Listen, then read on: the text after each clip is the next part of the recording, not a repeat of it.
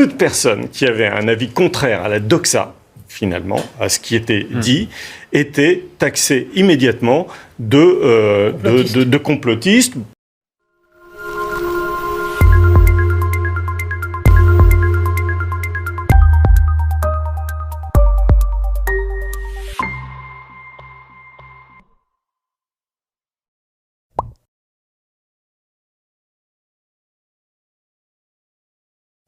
L'entretien de Yvan Rioufol qui reçoit ce soir Laurent Toubiana. Bonsoir. Bonsoir. Merci d'être avec nous. Vous êtes chercheur à l'INSERM depuis 30 ans maintenant, épidémiologiste.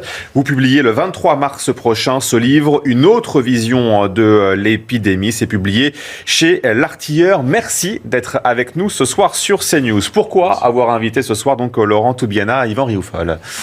Pour savoir de quoi l'on parle quand on parle de cette épidémie. Laurent Toubiana donc, est un chercheur qui observe les épidémies depuis 30 ans. Il les chiffre, il a une méthode de travail qui nous expliquera sans doute.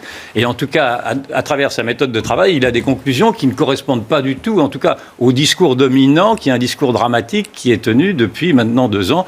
Laurent Toubiana plutôt a un discours qui est plutôt de dire que ce que nous avons vécu n'était pas un drame aussi complet. Sur une échelle, d'ailleurs, ma première question serait celle-ci. Si l'on avait à chiffrer sur une échelle de 1 à 10 cette épidémie que nous subissons depuis 2 ans, à quel niveau la situeriez-vous ?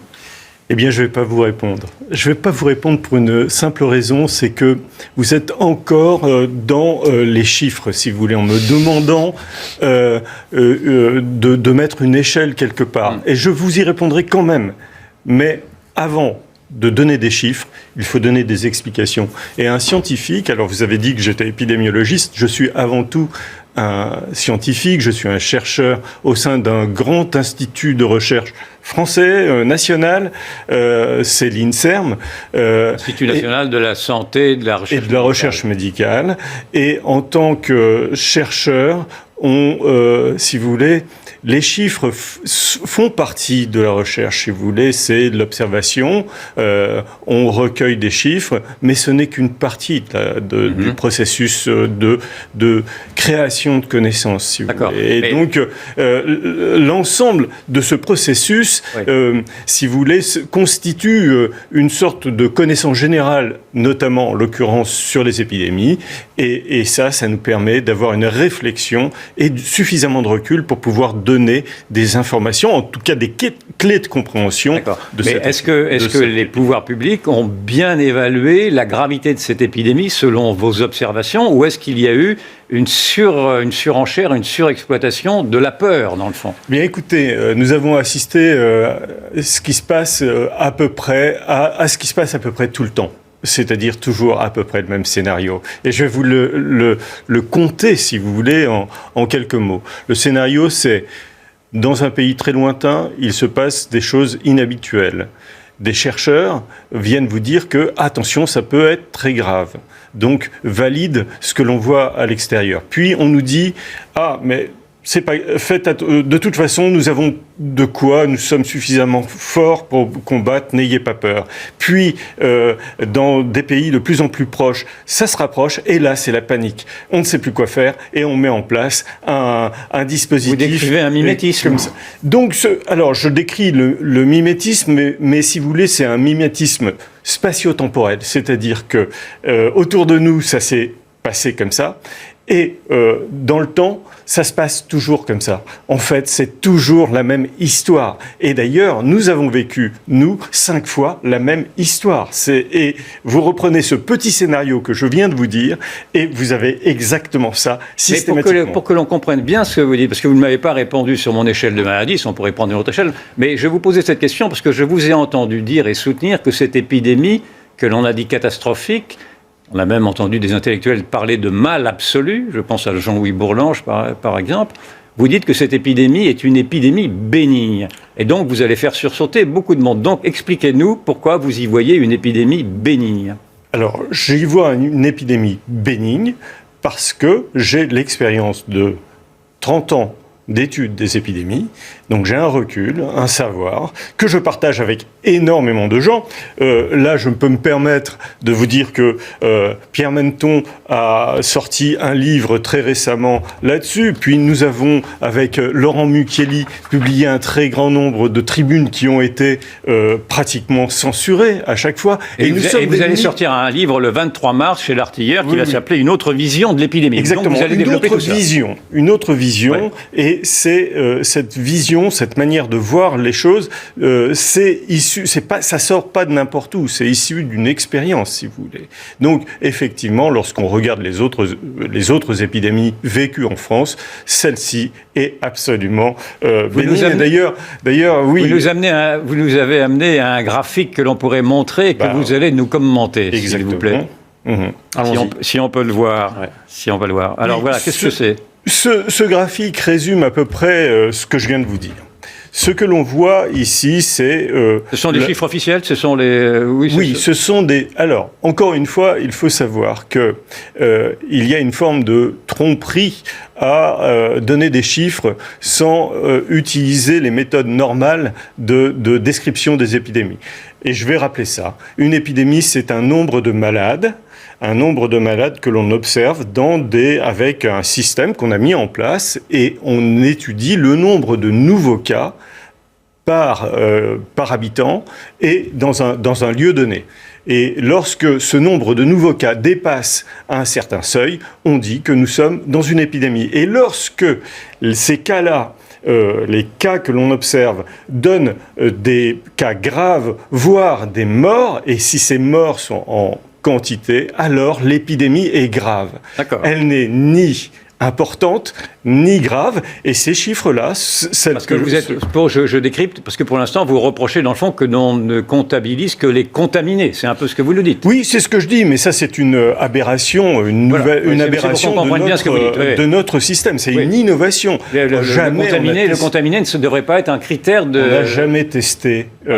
n'a jamais testé autant de personnes. C'est ce que j'ai appelé à un moment la testomania. Donc, très rapidement, expliquez-nous. Là, ici, ce que l'on voit, c'est les fameuses courbes dites en cloche ou en chapeau. Et ce que l'on observe, là, c'est les 6 dernières épidémies de syndrome grippaux. Vous voyez ces formes-là en courbe.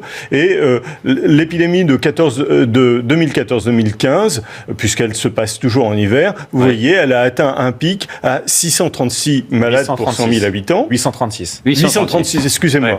836 malades pour 100 000 habitants en une semaine. C'est-à-dire qu'en une semaine, au maximum de l'épidémie, il y a eu ça. Et lorsqu'on cumule l'ensemble des malades, pour cette épidémie-là, il y a eu 2,8 millions. Vous voyez qu'en dessous, il y a d'autres épidémies, les épidémies qui ont suivi, qui étaient moins hautes, mais ça ne veut pas dire pour autant qu'il y avait moins de malades, puisque ce que l'on voit dans certaines des épidémies, elles se sont répandues beaucoup plus longtemps. Et là, ce que vous voyez en tout petit, là, en mars 2020, eh bien, c'est la fameuse première phase épidémique du Covid-19, celle qui est arrivée en mars 2020. Et ce que l'on voit, c'est que le pic maximum vaut 140 malades pour 100 000 habitants. Ouais. Et au total, pendant cette période épidémique, il y a eu 0,2 million de malades. Vous voyez que lorsque l'on compare cette épidémie-là, l'épidémie de Covid, qu'on nous avait décrit comme un ravage absolu, on avait évoqué la grippe espagnole, la peste... 500 000 morts. Et surtout 500 000 morts. Alors là, ici, ce que l'on voit... Mais tout de même, on annonce les chiffres officiels, alors sur 2 ans, certes, avance le chiffre de 120 000 morts. Est-ce que vous en France, est-ce que vous contestez ces chiffres-là ou... Non, je ne les conteste pas du tout, mais si vous voulez... c'est drôle parce que 120 000 morts, ce n'est pas mince quand même. Mais non, c'est pas mince, mais sur 2 ans et par rapport sur 2 ans, d'accord. Il y a 650 000 morts en France tous les ans. Si vous voulez, quand je vous dis cette épidémie est une épidémie tout à fait standard, voire même bénigne par rapport à celle qu'on a déjà vécue, c'est que en termes de nombre de malades, c'est peu. En termes de nombre d'hospitalisations, on a vu dans un rapport de l'ATIH qu'il y avait 2% de l'activité en 2020, mais ça n'a pas beaucoup changé en 2021, on verra le rapport, mais vous verrez que c'est exactement la même chose.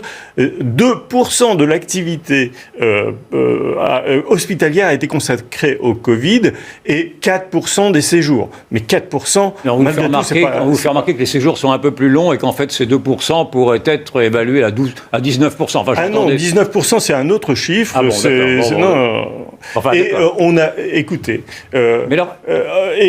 en ce qui concerne le nombre de morts, donc on passe en revue malades graves et nombre de morts. En nombre de morts, il n'y a pas eu de surmortalité pour 80% de la population, c'est-à-dire les gens de moins de 65 ans. Les gens de plus de 65 ans, il y a eu une surmortalité de 4%. Quand le président de la République nous avait annoncé lors du deuxième confinement 400 000 morts en plus si on ne faisait rien. Donc, comment expliquez-vous cette propension qu'ont eu les pouvoirs publics à vouloir alimenter cette peur mimétique? Parce que ce n'est pas simplement la France qui a accentué cette manière apocalyptique de présenter cette épidémie.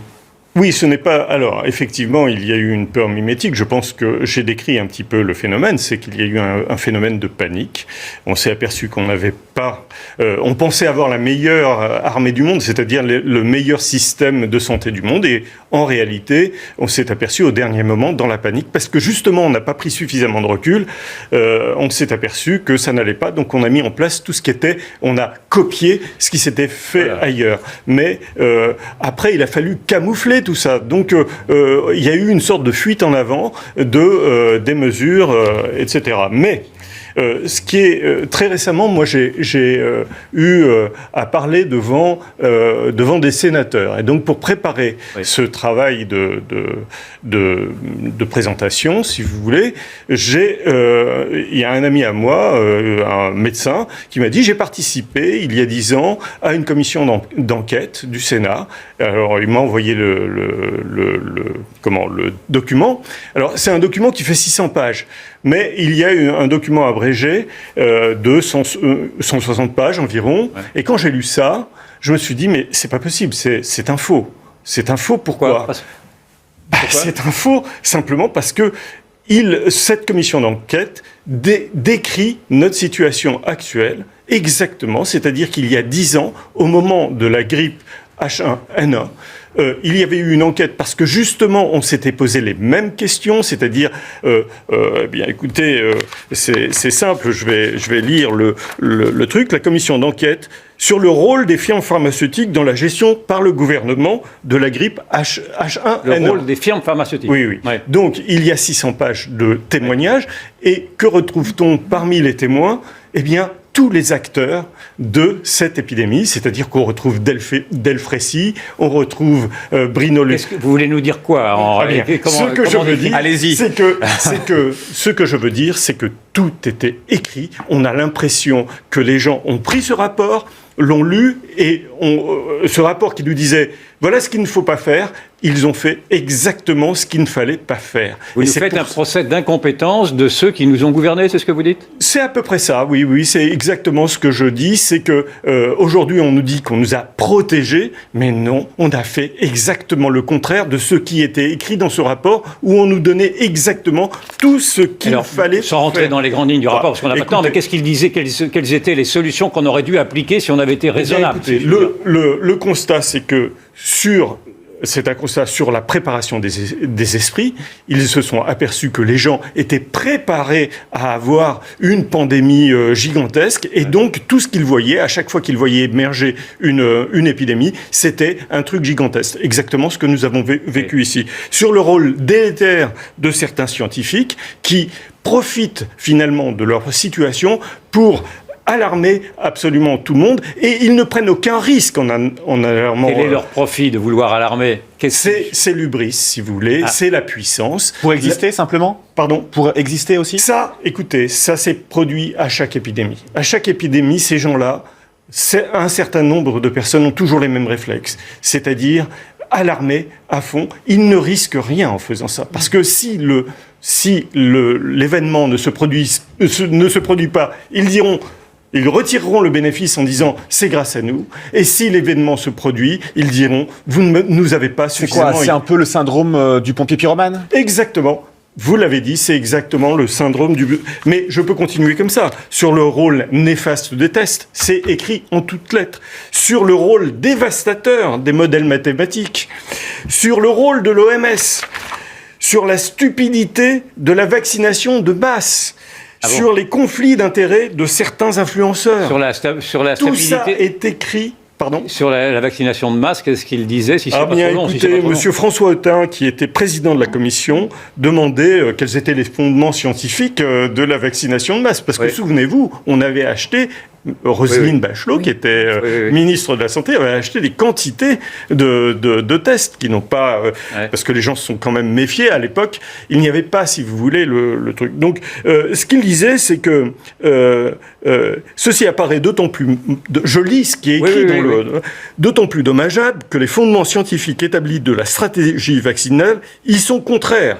Une vaccination de masse ne présente d'intérêt collectif que si elle est achevée avant l'arrivée du virus, afin d'obtenir un effet barrière qui empêche la circulation au sein des populations. Pourquoi n'a-t-on pas voulu relire… Mais pourquoi… Alors c'est ce que vous dites est absolument ahurissant. Mais sur tous les points. Pourquoi les autorités n'ont pas voulu relire ce qu'elles avaient cautionné à l'époque ? C'est ça que je n'arrive pas à comprendre. Il y a une irrationalité. Mais écoutez, il faut quand même… Et mon autre question, parce que le temps presse, et pourquoi ne vous a-t-on pas écouté ? Parce qu'en fait, vous êtes de ceux qui ont été immédiatement marginalisés, radiés et caricaturés. Alors, je ne suis pas seul. Non, je ne suis pas seul, non, je sais bien. Toute personne… Mais c'est d'ailleurs pour ça que je vous ai invité, c'est parce que vous n'avez pas réussi à vous faire entendre. Toute personne qui avait un avis contraire à la doxa, finalement, à ce qui était dit, était taxée immédiatement de complotiste. Par exemple, moi, j'ai jamais été traité de complotiste parce que je suis un scientifique, donc même les complots, je n'y crois pas en réalité. Il faut que je vérifie. Mais on a été éliminé du paysage politique. Pourtant, je peux vous dire que nous sommes des milliers à dire. Je ne fais que représenter une toute petite partie émergée d'un iceberg énorme. Eh bien, c'était l'apéritif, si je peux dire, ce soir, parce qu'on pourra vous lire dès le 23 mars, Laurent Toubiana, dans notre livre, Une autre vision de l'épidémie. Ça sera publié chez l'Artilleur. En tout cas, merci.